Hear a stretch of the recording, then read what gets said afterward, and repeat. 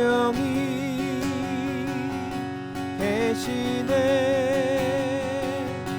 할렐루야 함께 하시네.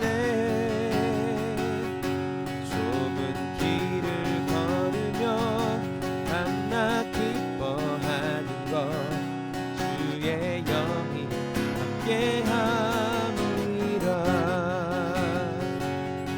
좁은 길을 걸으며 밤낮 기뻐하는 것 주의 영이 함께 함이라. 네, 우리 함께 하나님 말씀 마태복음 17장 14절에서 20절까지의 말씀입니다. 코로나 시기가 엄청 길어지고 있고, 그러면서 이제 1년이 넘는 시간이 되면서 우리가 삶의 여러 가지 모양들이 좀 변하게 된 것 같아요. 어려운 그 업종도 있지만 그에 반해서 항상 그 양쪽 면이 있는 것처럼 잘 되는 업종도 있죠. 그래서 사람들이 이제 직접 대면하지 않고 물건을 구매한다든지 이런 시장은 굉장히 많이 넓어졌는데, 어떤 물건을 구매할 때 사람마다 다양한 기준이 있는 것 같아요. 그래서 외관이 어떤지를 보는 사람이 있고, 성능이 어떤지를 보는 사람이 있는 것처럼, 저는 이제 여러 가지 고려 요소 중에 이 물건을 쉽게 이제 고장 났을 때 고칠 수 있는가, 도움을 받을 수 있는가, 이제 그런 것도 저는 물건 구매의 요소 중에 하나로 보고 있습니다. 살다 보면 우리가 어려운 문제들을 많이 겪게 됩니다. 다양한 어려움들을 겪게 되는데, 그런 상황 가운데 우리는 항상 답을 얻기를 원하죠. 이걸 어떻게 해결할 수 있을까? 누구에게 가면, 누구에게 도움을 청하면 이 답을 얻을 수 있을까? 이제 그런 질문들이 우리에게 많습니다. 저 사람이면 답을 줄 수 있겠구나 하고 찾아갔는데 답을 얻지 못하면 어때요? 굉장히 실망하게 되죠. 믿었던 사람에게 답을 얻지 못할 때 실망하는 우리의 모습을 보게 되는데, 오늘 우리가 함께 읽은 말씀도 이렇게 믿었는데 답을 얻지 못한 실망한 이제 사람이 등장을 합니다. 우리가 함께 본 말씀은 이제 영광스러운 변화산 체험을 하고 나서 예수님과 베드로, 야고보, 요한이 산 아래 나머지 무리들 또 제자들에게 이제 돌아왔어요. 돌아왔는데 9명의 그 제자들이, 남아있던 제자들이 상당히 지금 난처한 상황에 빠진 것을 우리는 말씀을 통해 볼 수 있습니다. 많은 사람들이 몰려 있는 거예요. 그리고 한 사람이 예수님께 나와서 무릎 꿇고 말씀드리는 거예요. 자기 아들을 불쌍히 여겨달라는 거죠. 자기 아들은 귀신이 들려서 너무너무 괴로운 상태에 놓여 있습니다 라고 말하고 있어요. 귀신 들린 사람을 치료하는 것, 그것은 예수님의 제자들이 이미 전도 여행을 통해서 경험해 본 일이에요. 근데 왜 이렇게 많은 사람들이, 구경꾼들이 몰려 있고 막 소란이 생겼을까요? 산 아래에 머물던 제자들이 이 귀신을 쫓아내지 못했기 때문이에요. 이 아버지는, 귀신 들린 아이의 아버지는 예수님의 명성을 듣고 지금 예수님이 계시다는 곳으로 찾아왔죠. 그런데 예수님이 자리를 비우셨어요. 산에 올라가 계셨거든요. 그런데 아래에 있던 나머지 제자들이 우리가 충분히 고칠 수 있다, 우리에게 아이를 데려와라, 이제 이렇게 말한 거죠. 그래서 그 제자들이 아이를 쫓아내기 위해 이렇게 귀신 쫓는 그런 거 했지만 어떻게 됐어요? 귀신을 쫓아내지 못했습니다. 제자의 실패는 곧 스승의 실패예요. 그래서 예수님을 대적하고 어떤 방법으로든 이 책잡기를 원했던 종교 지도자들이 그 자리에 있었는데 막 이제 소란을 피우는 거예요. 저거 봐라, 저 제자들이 못 고치는 거 보니까 예수도 가짜였다, 가짜 선지자다, 막 이렇게 소란을 피우고 있는 것을 보게 되죠. 이런 상황에서 아이의 아버지는 이제 산에서 내려오신 예수님을 보고 이렇게 말하는 거예요. 무엇을 하실 수 있거든 이 아이를 불쌍히 여겨주십시오, 이렇게 요청을 하죠. 영광스러운 변화산 체험, 예수님의 모습이 아주 영광스럽게 변화된 그 후에 산 아래 내려왔더니 여전히 세상은 어때요? 예수님을 모함하고 예수님을 찢어내고 싶고 그런 계략들이 가득했어요. 귀신을 쫓아내지 못해서 실패한 제자들이 거기에 기다리고 있었어요. 예수님은 이런 상황을 보시면서 안타까워하세요. 지금 이렇게 로이가 막 짜증 부리는 것처럼 예수님이 탄식을 하세요. 하나님을 사랑하지 않고 하나님께 마음을 들이지 않고 자기 멋대로 하고 싶어하는 사람들, 이 삐뚤어진 녀석들아, 예수님이 그렇게 말씀하셨어요. 그리고 예수님은 어그러진 모든 것들을 다시 제자리로 돌려 놓으셨어요. 아이의 아버지는 어떻게 돌려주셨을까요? 처음 예수님께 나가면 우리 아이의 병을 고칠 수 있어 라는 그 믿음, 처음 예수님께 나아가고자 했던 그 마음을 다시 회복시켜 주셨어요. 아이를 괴롭게 하던 그 더러운 귀신을 꾸짖어 쫓아버리셨어요. 그래서 아이가 나았죠. 그리고 실패했던 제자들을 향해서는 생명 있는 믿음이 무엇인지를 예수님께서 깨닫게 해 주시는 거예요. 종종 우리는 신앙생활을 하면서 내가 얼마나 오랫동안 신앙생활을 했는 줄 알아? 내 신앙의 연수가 얼마나 오래됐는 줄 알아? 교회를 얼마나 오래 다녔는지를 이것을 굉장히 신앙의 자랑으로 생각하곤 해요. 종종 그런 마음이 올라오거든요. 그러나 오늘 말씀을 통해서 예수님이 우리에게 깨닫게 해주시기 원하는 건 뭐예요? 얼마나 오래 다녔냐 이걸 자랑하는 게 아니라 내가 지금 생명 있는 믿음을 소유하고 있느냐, 오늘 나의 삶에 생명 있는 믿음이 있느냐, 예수님 그것을 깨닫게 해주시기를 원하는 겁니다. 그래서 저는 오늘 말씀을 통해서 이 생명 있는 믿음이란 무엇인가 이것을 여러분들과 함께 나누고 싶습니다. 예수님께서 말씀하시는 이 살아있는 믿음, 생명 있는 믿음, 이것을 소유하기 위해서 우리가 가져야 할 첫 번째 자세는 뭐냐면 나의 능력 없음을 인정하는 것입니다. 15절과 16절 말씀입니다. 주여 내 아들을 불쌍히 여기소서. 그가 간질로 심히 고생하여 자주 불에도 넘어지며 물에도 넘어지는지라. 내가 주의 제자들에게 데리고 왔으나 능히 고치지 못하더이다. 아멘. 이 귀신 들린 아이, 이 내용은 마태복음뿐만 아니라 마가복음과 누가복음에도 이렇게 동일하게 기록이 되어 있습니다.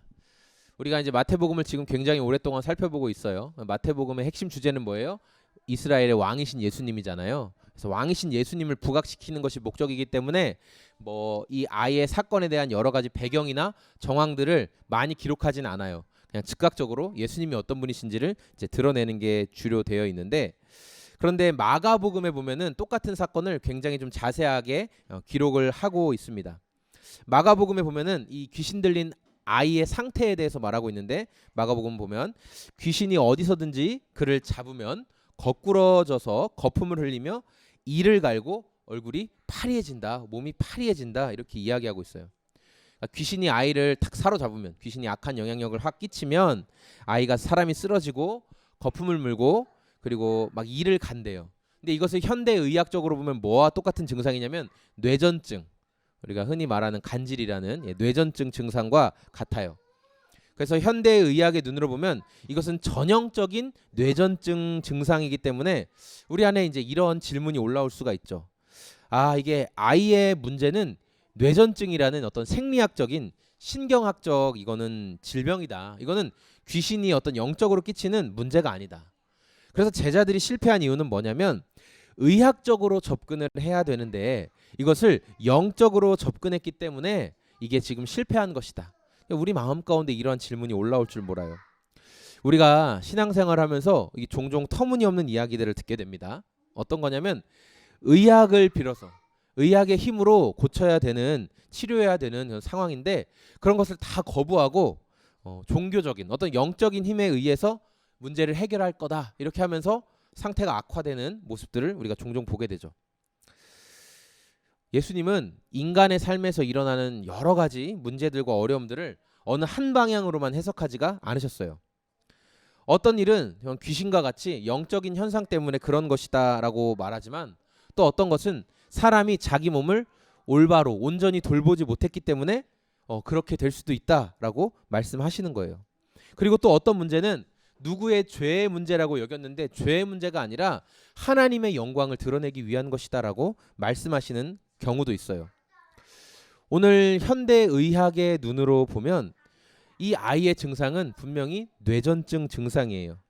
그래서 이 아이에게 저거는 귀신의 영향력이라고 하면 안 된다, 우리는 생각할 수 있어요. 하지만 예수님은 그것을 보시고 저것은 귀신 때문에 그렇다라고 말씀하셨죠.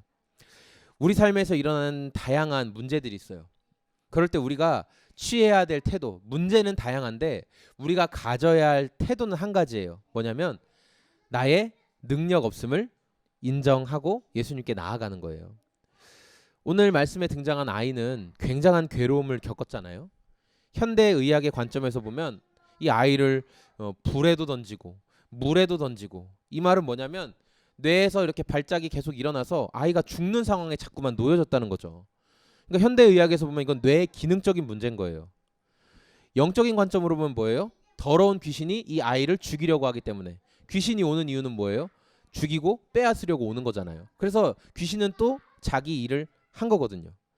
그런데 이렇게 두 가지 관점, 현대의학의 관점이나 어떤 영적인 관점이나 이 두 가지 관점을 어느 것을 보더라도 중요한 건 뭐냐면 아이의 문제를 아버지가 해결할 수 없다는 거예요. 아버지는 이 문제를 해결할 수가 없어요.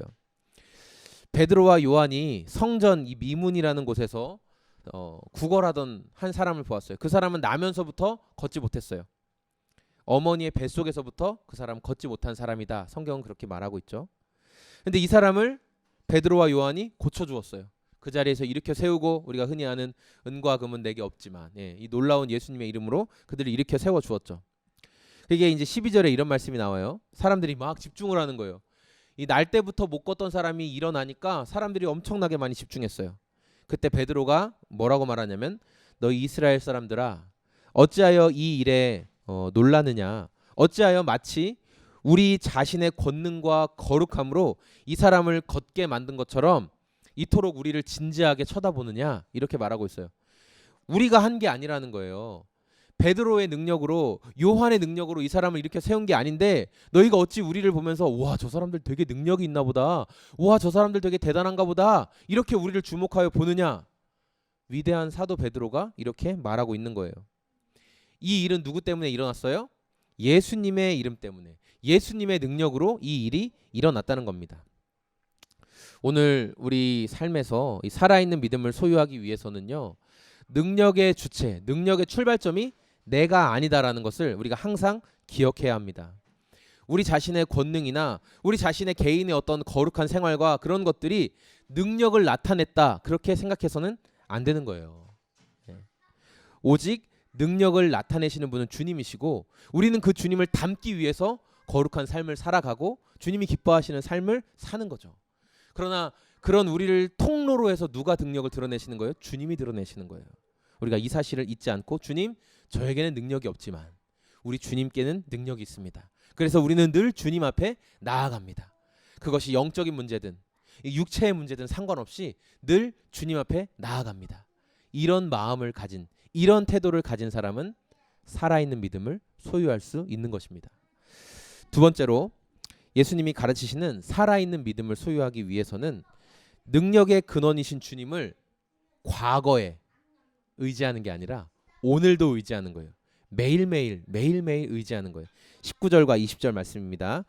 이때 제자들이 조용히 예수께 나와 이르되 우리는 어찌하여 쫓아내지 못하였나이까? 이르시되 너희 믿음이 작은 까닭이니라. 진실로 너희에게 이르노니 만일 너희의 믿음이 겨자씨 한 알만큼만 있어도 이 산을 명하여 여기서 저기로 옮겨지라 하면 옮겨질 것이요 또 너희가 못할 것이 없으리라. 아멘.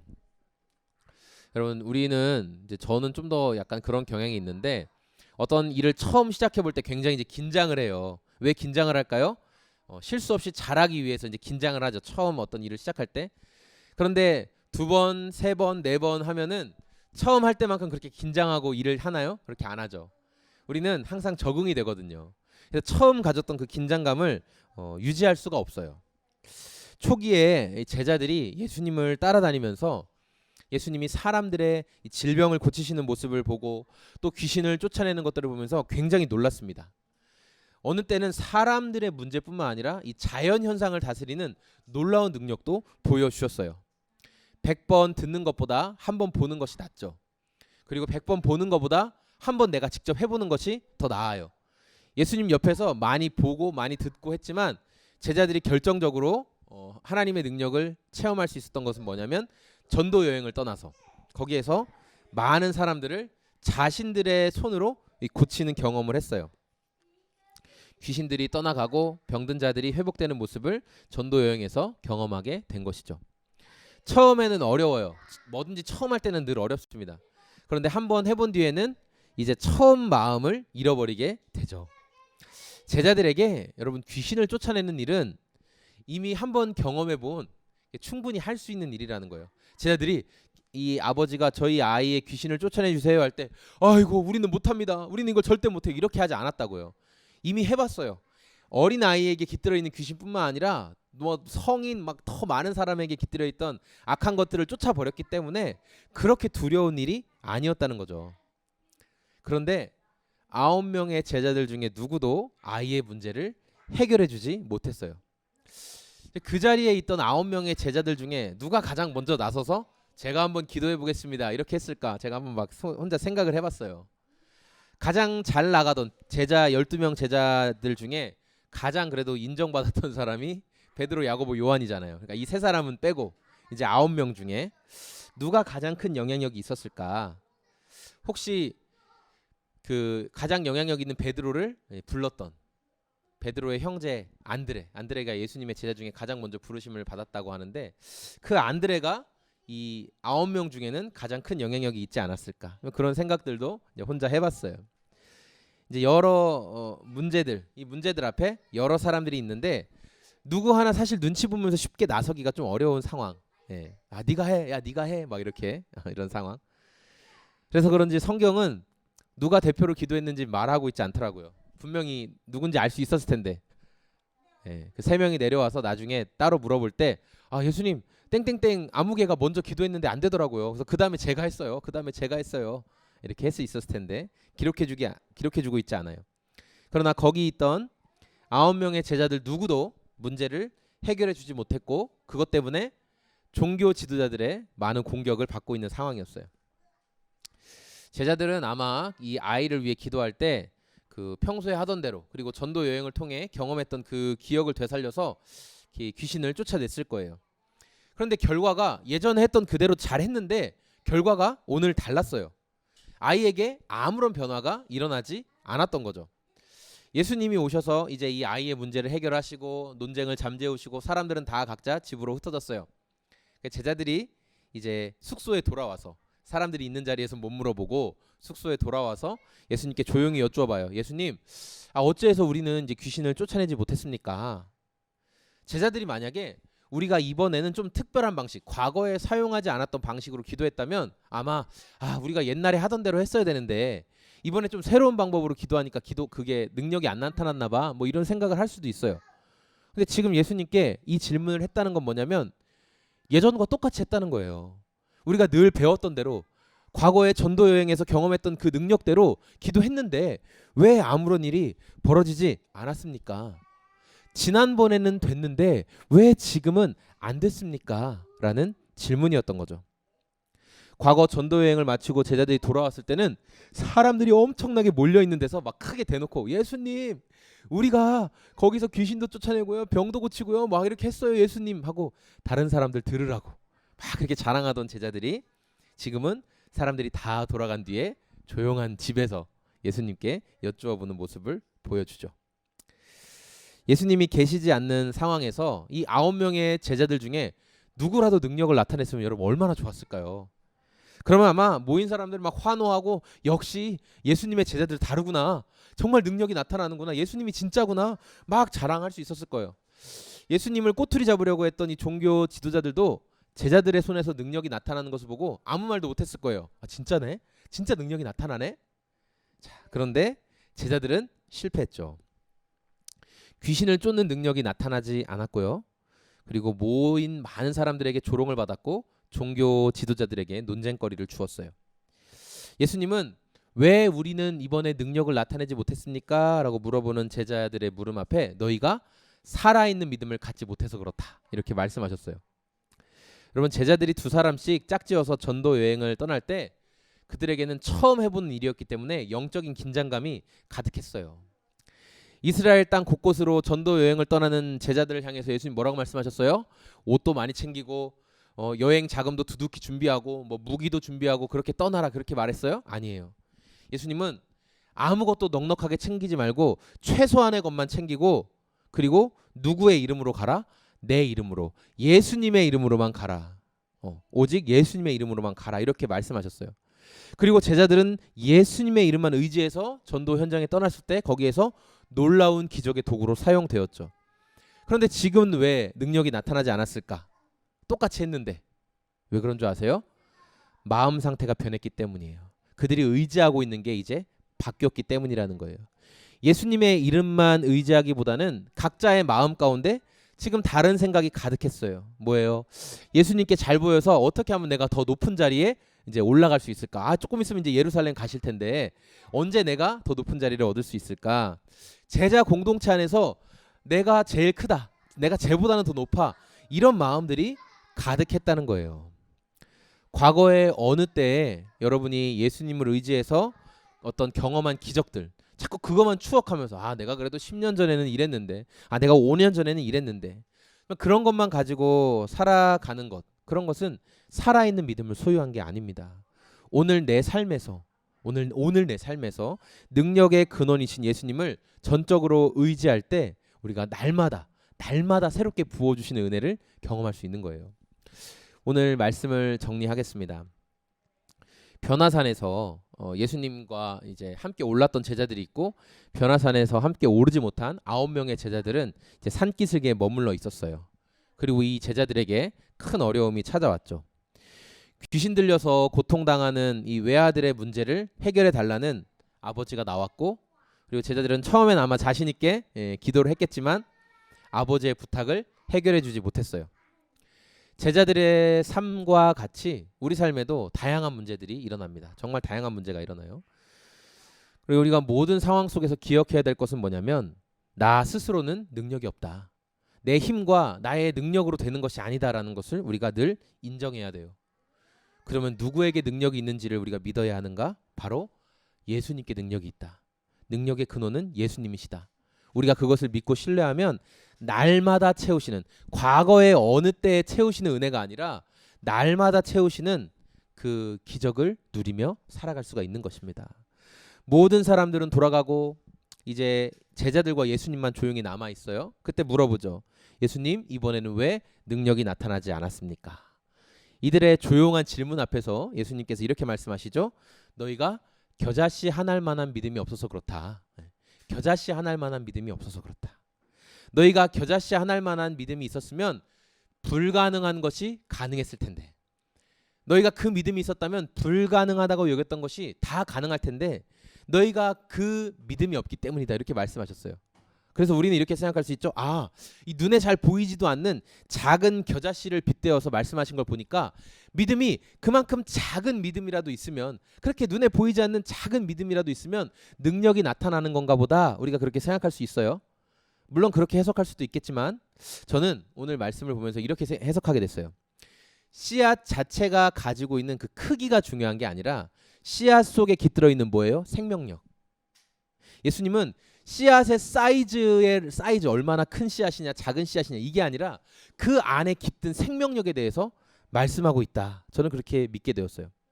크기가 크든지 작든지 씨앗 안에는 생명이 있어야만 생명이 나타날 수가 있어요. 아무리 큰 씨앗이라도 그 안에 죽어있는 생명이 없으면 잘 심어도 생명이 나타나지가 않죠.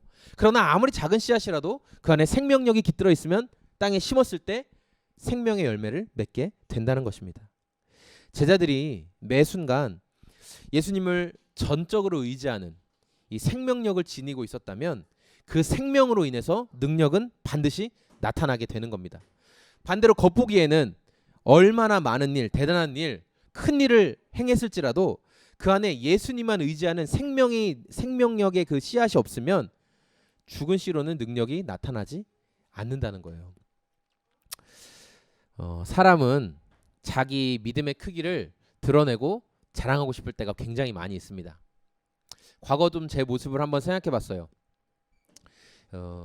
대학생 때 해외 단기 선교 같은 것을 다녀오면 이제 은근히 그 공동체 분위기 안에 약간 그런 영적인 뭔가 갈리어지는 그런 모습을 경험하게 돼요. 뭐냐면 그 해외 단기 선교를 준비하고 가는 사람들은 약간 우월 의식을 갖게 돼요. 못 가는 친구들은 조금 떨어지게 되는 그런 마음들이 있어요. 부끄럽지만 고백하게 되는 거예요. 왜 그럴까요? 나는 시간과 돈과 에너지를 들여서 매일 저녁마다 가고 또 그것을 준비하기 위해 뭐도 준비하고 뭐도 하고 나 이렇게 많이 하고 있는데 다른 친구들은 그렇지 않은 것 같거든요. 그냥 자기 할 일들 다 하고 뭐 놀러 다니는 것 같고 뭐 알바하러 다니는 것 같고 나는 그런 걸 포기하고 이걸 하는데 저 친구들은 안 하는구나. 그런 우월의식이 은근히 자리 잡게 되는 거예요. 자, 그리고 선교지로 떠났어요. 그 해외 선교지, 말도 안 통하는 곳에서 과감하게 막 사람들에게 다가가서 복음을 전하고 막 그런 데서 기도하고 찬양하고 막 그럴 때 어떤 느낌이 드는 줄 아세요? 마치 온 세상 가운데 하나님이 나 한 사람만 사랑하는 것 같아요. 예.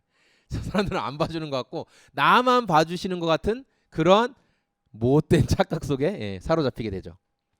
교만함이 싹 트는 거예요. 단기 선교 한 번에 뭔가 대단한 신앙인이 된 것처럼 그런 마음을 가지고 이제 탁 다시 돌아오죠. 뭐 일주일밖에 안 되는 그 짧은 시간이니까. 자, 돌아왔어요. 그리고 다시 내 삶의 자리로 와서 얼마의 시간이 지나면 어떻게 될까요? 다시 죄에 빠지고 다시 실수하고 다시 실패하고 다시 잘못하는 제 모습을 보게 되는 거예요. 말도 안 통하는 외국에서는 막 외국어로도 전도하고 막 기도하고 아무나 붙잡고 기도해주고 막 병 낫기를 위해서 기도해주고 막 그랬으면서 정작 우리 말로는 지나다니는 사람들은 나랑 똑같이 생긴 사람들, 나와 같은 말을 쓰는 사람들, 나와 같은 문화에 있는 사람들에게는 예수님 말 한마디 못하는 제 모습을 발견하게 되는 거죠. 여러분, 이게 얼마나 위선적인 모습입니까? 사람들이 선교를 막 준비할 때처럼 알아주고 뭐 특별하게 생각해주지 않으니까 헌신하는 것, 봉사하는 것, 그런 마음도 이제 점점 지치는 거예요. 그리고 이런 마음을 제대로 하나님 앞에서 바로잡지 못하면 이제 오늘 있는 내 자리에서 생명 있는 믿음을 갖고 주님을 따르기보다는 과거에 그때 선교 때 진짜 좋았어. 그때 그렇게 은혜가 있었는데 그것만 추억하면서 살아간다는 거예요. 과거의 체험만 그리워하며 살아가는 잘못된 신앙생활을 하게 돼요. 산 아래에 남아있던 제자들 이전과 똑같이 기도했습니다. 아니, 이번에는 예수님도 안 계시니까 아마 더 열심히 기도했을 거예요. 이번에 잘 되면 베드로, 야고보, 요한을 빼고 그래도 이 9명 중에는 내가 최고로 인정받을 거야. 내가 그런 제자가 될 수 있는 절호의 찬스야. 이런 생각을 했기 때문이죠. 그래서 더 열심히 과거의 경험들을 총동원해서 과거에 내가 기도할 때 이렇게 등을 한 3번 때리면서 기도하니까 이 귀신이 나가던데? 그럼 이번엔 그렇게 한번 해볼까? 뭐 별수를 다 썼을 거예요. 하지만 어떻게 됐어요? 아무도 성공하지 못했죠. 왜 그랬어요? 그들의 기도가 예수님을 의지한 기도가 아니라 예수님을 빙자한 기도였기 때문이에요. 그냥 예수님의 이름을 차용해서 사용했기 때문이라는 거예요. 사랑하는 성도 여러분, 이따 말해줄게요. 주님 앞에는 과거를 사는 것이 아니라 언제나 오늘을 사는 거예요. 하나님이 뭐라고 말씀하신 나는 아브라함의 하나님, 이삭의 하나님, 야곱의 하나님, 그러면서 뭐래요? 나는 죽은 자의 하나님이 아니라 산 자의 하나님이다. 이렇게 말씀하셨거든요. 과거에 내가 얼마나 주님을 인정하고 내가 얼마나 주님의 은혜를 막 체험했는지 막 그것을 추억하며 사는 게 우리의 신앙생활이 아니라는 거예요. 나에게는 능력이 없지만 능력의 근원이신 주님이 내 안에 계신 것을 인정하고 매일매일 살아갈 때 이 생명의 능력이 오늘도 우리 삶의 기적으로 나타나요. 코로나 시대 여전히 우리는 비대면으로 살아갑니다. 교회에 모여서 뭔가 뭐 대단한 훈련이나 뭔가 뭐 이렇게 이웃들을 섬기고 주변 지역들을 섬기는 어떤 이벤트들을 못 해요. 못 하고 있습니다. 뭐 해외 단기 선교 같은 거 못 나가죠. 그러면 여러분, 우리는 어떻게 해요? 과거에는 내가 교회에서 그렇게 할 때는 믿음이 좋았는데 지금 이 코로나 시국에는 내 믿음이 더 안 좋아졌나? 지금 이때라도 우리가 생명력 있는 믿음을 붙들고 주님을 신뢰하며 살아간다면 우리 믿음은 떨어지지 않는 거예요. 주님을 더 사랑할 수 있고 주님을 더 알아갈 수 있는 거죠. 이 상황에 맞게끔 주님이 우리를 지도하시고 인도하신다는 겁니다. 살아있는 믿음은 오늘도 주님이 일한다는 사실을 인정하는 거예요. 주님이 코로나 때문에 일을 못하십니까? 하나님의 나라가 코로나 때문에 망합니까? 그럴 일이 없어요. 주님은 오늘도 여전히 저와 여러분의 삶에 일하고 계세요. 믿는 자의 삶에 여전히 주님은 일하고 계십니다. 이 사실을 인정하고 신뢰하는 사람은 이 생명 있는 믿음을 소유하고 있는 거예요. 당부드리기는 우리 소금 제작소의 모든 성도님들이 이 말씀을 기억하면서 매일매일의 삶에 이 살아있는 믿음을 누리고 인정하고 경험하는 인생들이 다 되시기를 소망합니다.